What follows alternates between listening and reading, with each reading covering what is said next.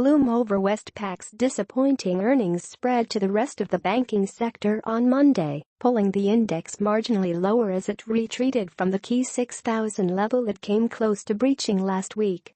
The S&P ASX 200 index eased 6 points to 59.53, while the All Ordinaries index lost 3 points to 60.27. The Australian market is nearing the psychologically significant 6,000 level as other markets hit record highs.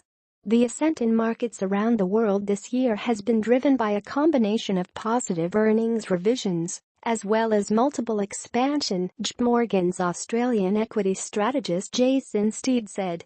While other bourses have hit the red wall in terms of historically high price-to-earnings multiples, the Australian market's valuation is comparatively less stretched. In fact, the ASX 200 is trading in line with 1- and 2-year multiple averages, Mr. Steed said. Overall, we don't see the ASX 200 as overly stretched. Even at our bull case index scenario of 6,500, the implied multiple of 17 times would only be slightly above the MSCI Developed Market sharemarket index at 16.8 times. Gains in the US at the end of last week had set the Australian market up for a firmer start on Monday, but that was before Westpac announced a profit figure that just missed analyst expectations. Advertisement.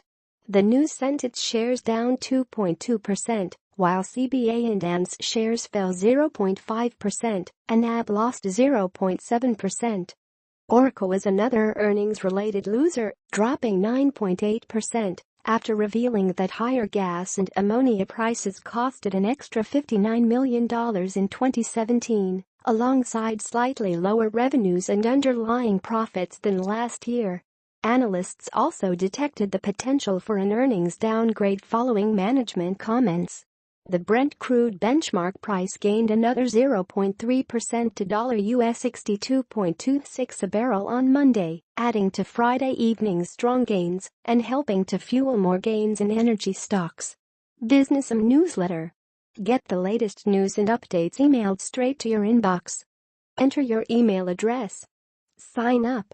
By submitting your email, you are agreeing to Fairfax Media's terms and conditions and privacy policy. Energy companies provided a bit of a buffer for the index, with Woodside up 1.3%, Origin Energy up 1% and Santos higher by 0.7%. More expensive fuel is not great news for Qantas, however, which was off 2.4%. Shares in real estate agent group McGrath crashed 15.6% to 52 cents after falling to a new record low of 45 cents earlier in the session. A slowdown in off-the-plan apartment sales in Sydney hit the firm, and it warned that it won't meet analyst earnings forecasts for the current financial year. JB Hi-Fi shares outperformed the broader market, rising 0.4%. The arrival of the iPhone X could have made JB Hi-Fi a tidy $12.6 million in a single day, Morgan Stanley analysts reckon. Stockwatch. Qantas Airways. Qantas shares fell 2.4% on Monday to $6.06 as oil prices continued their climb.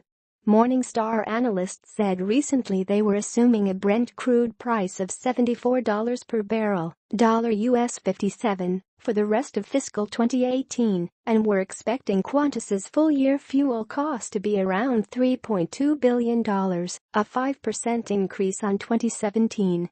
This is marginally higher than the worst-case scenario indicated at the fiscal 2017 result and likely to weigh on second-half earnings, they said. We believe the market is failing to appreciate the risk of rising fuel costs, which remain a major driver of group performance, accounting for around 1/4 of the total cost base. Qantas stock is up an impressive 80% this year. Zinc. Zinc prices slipped on Monday as Chinese inventories rose, while copper pulled back after a rally spurred by prospects for surging demand from electric vehicles.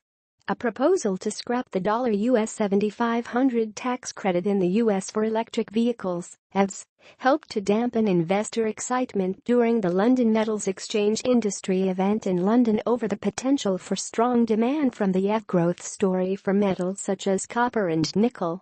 Benchmark zinc closed down 1.2% at US $3,219 a ton after inventories rose in China.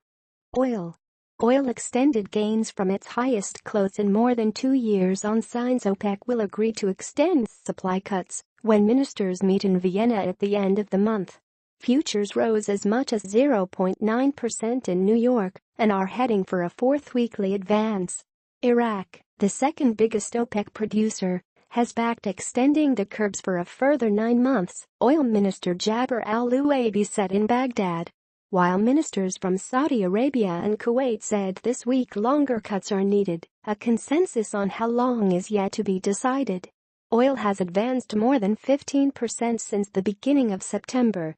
Yen. The yen tumbled to the weakest level since March after Bank of Japan Governor Haruhiko Kuroda said it's crucial for inflation to exceed the 2% target.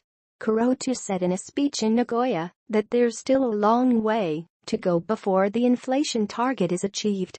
The yen's slide coincides with a visit by Trump to Tokyo. The yen's weakness, which has been a boon for Japanese exporters, has drawn the ire of the U.S. president in the past. The yen has declined about 26% versus the dollar since Prime Minister Shinzo Abe came to power in late 2012. Japan's stock benchmarks rose as the market returned from a long weekend. ANZ job advertisements. Australian job advertisements have risen in October, lifting expectation that some upwards movements and long stagnant wages may soon follow. The latest ANZ survey of job ads shows the number of positions advertised in October was up 1.4% month-on-month and up 12.5% from a year earlier, with improved business conditions and lower underemployment behind the trend. ANZ's head of Australian economics David Plank said despite a global absence of sustained growth in wages, the bank did expect some upward pressure on wages as demand for workers begins to increase.